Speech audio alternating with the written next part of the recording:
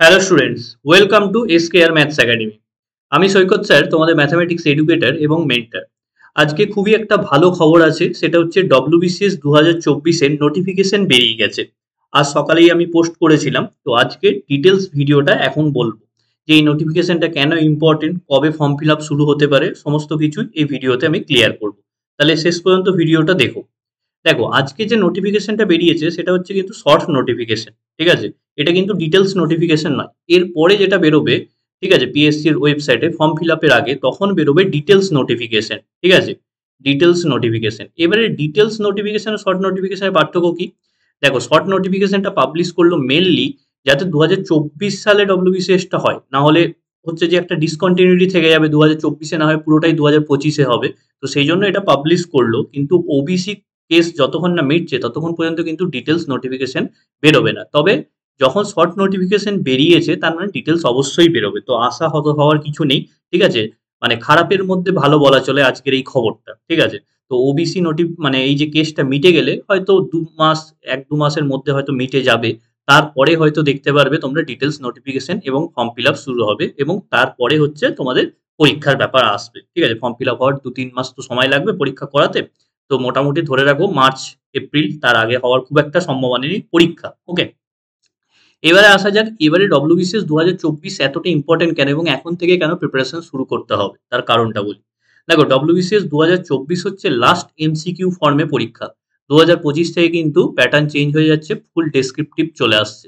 তাই এইবারে কিন্তু সবাই চেষ্টা করবে ডব্লিউবিসিএস ক্র্যাক করার, মানে যারা ডব্লিউবিসিএস এ গ্রুপ সি ডি তে সিলেক্টেড আছে বা এ বি তেও নিজেদের ঠিক মতো হচ্ছে যে মানে মনের মতো পোস্ট পায়নি, ঠিক আছে, যারা মানে লাস্ট মানে পুরনো যারা অ্যাসপিরেন্ট হয়েছে তাদের এইবারে সমস্ত একদম জি জান লাগিয়ে দেবে, কারণ এইবারটাই লাস্ট। তাদের কিন্তু আবার নতুন সিলেবাসে প্রিপারেশন শুরু করাটা কিন্তু খুব মুশকিল।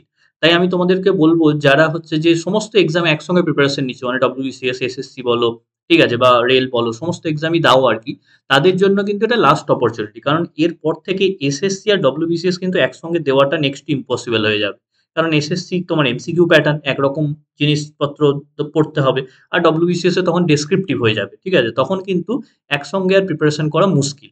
তাই যারা সমস্ত এক্সাম একসঙ্গে দিচ্ছ তাদের জন্য কিন্তু এটা ডব্লিউবিসিএস দেওয়ার লাস্ট অপরচুনিটি। তাই আমি বলবো যে এখন থেকে ভালো করে পড়তে, কারণ এমসিকিউ মানে তুলনামূলকভাবে সহজ ক্র্যাক করা, কারণ ডেসক্রিপটিভ কিন্তু তুমি লিখেও তুমি বলতে পারবে না যে আমি ভালো মার্কস পাবো এবং আমি কোয়ালিফাই করবো, ঠিক আছে? কারণ কে খাতা দেখবে, ঠিক আছে? এবং ডেসক্রিপটিভে ভালো বলে কিছু হয় না, তোমার থেকেও কেউ ভালো লিখতে পারে, কিন্তু এমসিকিউ এ সেই ব্যাপারটা থাকে না। তাই ডেসক্রিপটিভ কিন্তু অনেক কঠিন আর কি এমসিকিউ এর থেকে।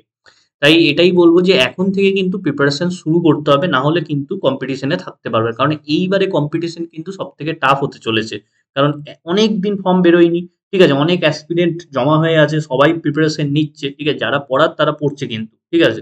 তাই সমস্ত দিক দিয়েই বলবো এখন থেকে প্রিপারেশন শুরু করো। কবে মানে এক্সাক্ট ফর্ম বেরোবে সেই নিয়ে মাথা খারাপ না করে, ঠিক আছে, সামনে রেলের পরীক্ষা আছে, তারপর গ্রুপ ডিরও রেলের ফর্ম ফিল আপ হতে পারে কিছুদিন পরেই। তো অনেক পরীক্ষা আছে, ঠিক আছে, এসএসসি তো চলছেই। তো সেগুলোর দিকে ফোকাস রেখে প্রিপারেশন চালিয়ে যাও এবং ডব্লিউবিসিএস এর জন্য আস্তে আস্তে পড়া শুরু করো। এবং ম্যাথ যারা জয়েন করতে চাও পেড ব্যাচে, তাদের এটা আমি হোয়াটসঅ্যাপ নাম্বার, এবং ম্যাথসের অনেকে বলছিলেন নতুন ব্যাচের জন্য, নতুন ব্যাচ শুরু হবে কিছুদিনের মধ্যেই, ঠিক আছে? পুরোনো একটা ব্যাচ আমার অলরেডি শেষ হলে, ঠিক আছে, আর 1-2 মাস হয়তো লাগবে শেষ করতে। তো তারপরে টাইম স্লট একটা খালি হবে, তো তখন একটা নতুন ব্যাচ শুরু হবে, ঠিক আছে? ডব্লিউবিসিএস এর জন্য কিংবা হচ্ছে যে এসএসসির জন্য সমস্ত মিলিয়ে একটা ব্যাচ চালু করব। তাহলে এই ছিল আজকের এই ভিডিওটার ডিটেলস এর ব্যাপার-স্যাপার, ঠিক আছে? তোমরা যারা হচ্ছে যে কিছু জানার থাকলে কমেন্টে জিজ্ঞেস করতে পারো আমার কাছ থেকে। Thanks for watching.